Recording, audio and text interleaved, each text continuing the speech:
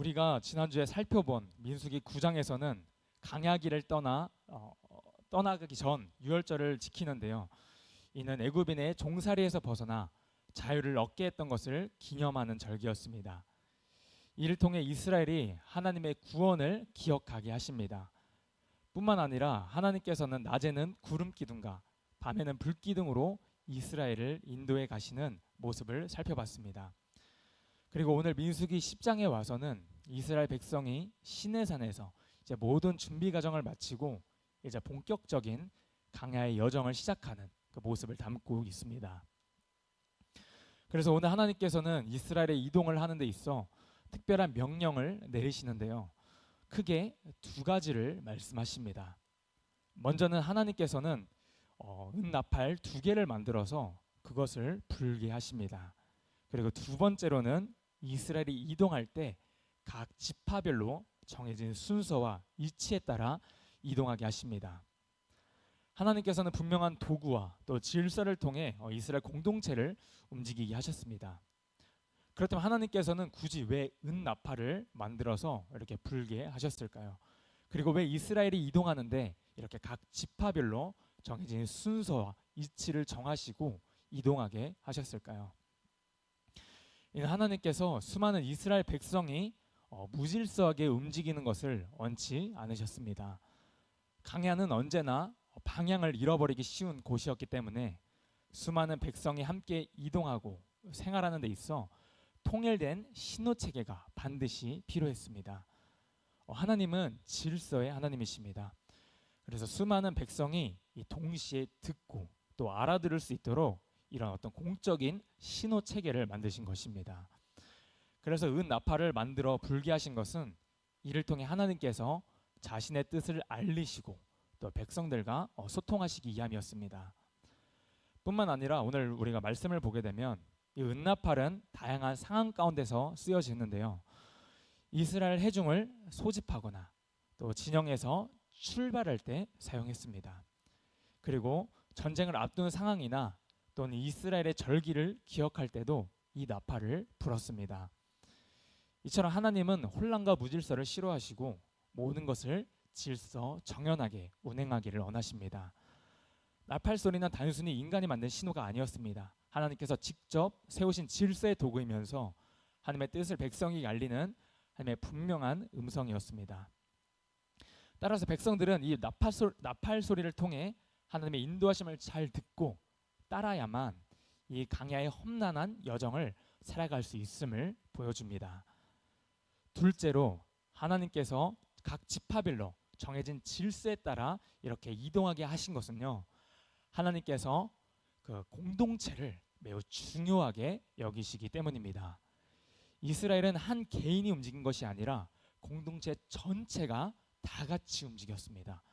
하나님께서는 이런 공동체 안에서 각자 맡은 자리와 역할을 중요하게 여기셨습니다.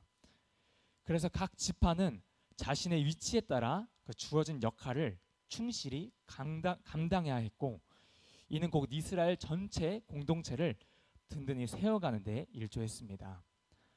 하나님께서는 이처럼 우리 각자 개인의 역할과 직분의 이치를 통해서 이런 아름다운 공동체를 이루어가시는 모습을 우리에게 보여주시는 것입니다.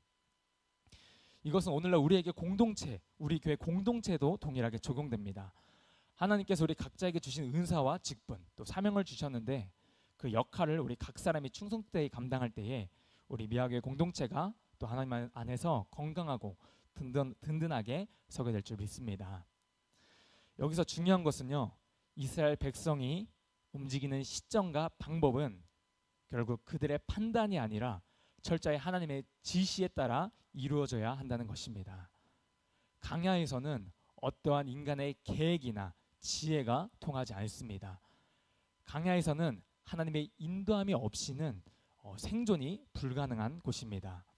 물도 없고 길도 알 수 없고 또 방향도 보이지 않는 그런 강야에서 오직 하나님만이 그들의 길이 되셨고 보호자가 되시며 생명이 되셨습니다. 그래서 그 나팔 소리, 그 하나님의 음성을 들어야만 그들이 살아갈 수가 있는 것이죠. 사랑하는 성도 여러분, 우리의 인생도 살다 보면 마치 강야 같은 순간이 있습니다. 때론 길이 보이지 않고 예측이 안 될 때도 있고, 때로는 하나님이 멀게만 느껴질 때도 있습니다. 그런데 그럴 때 우리가 해야 할 일은 하나님의 그 나팔 소리를 듣는 것, 즉 다시 말해 하나님의 말씀과 인도하심을 따라가는 삶이 되어야 한다는 것입니다. 하나님은 오늘도 혼란스럽게 우리를 이끌지 않으시고 분명한 질서와 방법으로 또 우리를 인도해 가십니다. 우리에게 말씀하시고 또 우리의 삶을 이끄시는 어떤 신호를 주십니다. 그 신호는 우리에게 말씀을 통해, 또 우리가 기도를 하면서 깨달음을 통해, 또 우리 교회 공동체의 사람을 통해 우리에게 말씀하십니다. 그래서 우리는 이 하나님의 음성에 귀를 기울일 수 있어야 하는 것이죠. 그리고 각자에게 맡겨진 가정에서의 역할, 그리고 교회 안에서의 직분, 그리고 사회 속에서의 책임을 우리가 충성되이 감당해야 합니다. 우리가 각자의 자리를 잘 지키고 순종할 때 하나님은 그 공동체를 이끄시고 견고하게 세우실 줄 믿습니다. 우리 교회 미아교회도 마찬가지입니다. 각자의 자리를 묵묵히 지켜나갈 때 하나님 우리 미아교회를 통해 새로운 역사를 이뤄가실 것입니다. 중요한 것은 우리가 이 강야 같은 삶 속에서 우리의 생각과 의지를 내려놓고 하나님의 그 나팔소리, 하나님의 그 음성에 전적으로 순종하고 의지할 준비가 되어 있냐는 것입니다. 하나님의 구름 기둥과 불 기둥만 보고 따라갈 수 있냐는 것입니다. 여러분, 우리는 우리의 생각과 경험 또 감정으로 사는 사람들이 아닙니다. 내 중심이 아닌 하나님 중심으로 살아가는 자들인 줄 믿습니다. 이 강야 같은 인생길에서 하나님의 나팔 소리를 따라 살아가는 백성들이 바로 우리들인 줄 믿습니다. 하나님이 가라면 가고 또 서라 하면 서는 것, 또 하나님이 말씀하시는 그 길을 따라가는 것이 바로 믿음의 삶입니다. 우리에게 맡겨진 자리를 지키고 묵묵히 그 자리를 감당하며 하나님을 기다리는 것, 또 하나님의 뜻이 들릴 때에 즉시 순종하는 것, 이것이 바로 우리가 취해야 할 태도이며 강야를 지나가는 우리의 삶의 방법입니다. 오직 하나님의 소리에 귀를 기울이고 그분께서 구름 기둥과 또 불 기둥으로 인도하신 대로 나아갈 때 우리는 가장 안전하고 바른 길을 걷게 될 줄 믿습니다. 오늘 하루도 그리고 우리의 삶 속에서 우리를 인도하시는 그 하나님을 기쁨으로 또 따라가는 저와 여러분들이 되기를 예수님의 이름으로 축복합니다. 기도하겠습니다.